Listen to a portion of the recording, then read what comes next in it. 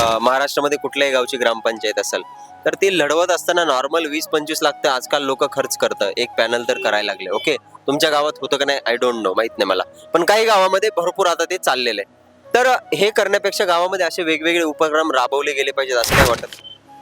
हो, राबवले. इतके खर्च नाही करून म्हणजे जर गावामध्ये योजना वगैरे आणला जे काही चांगले आहेत तर ते निवडून म्हणजे येऊ शकतात. तुम्ही काय सल्ला द्याल?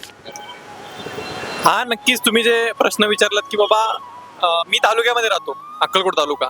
स्वामी समर्थ आमच्या तालुक्यामध्ये खूप फेमस आहेत, देवस्थान आहे, आता खूप डेव्हलप होत आहे. पण दुर्दैव माझ्या तालुक्याचं की माझ्या तालुक्यामध्ये एकही लायब्ररी नाही आहे. बापरे, काय सांगताय? एकही लायब्ररी नाही आहे.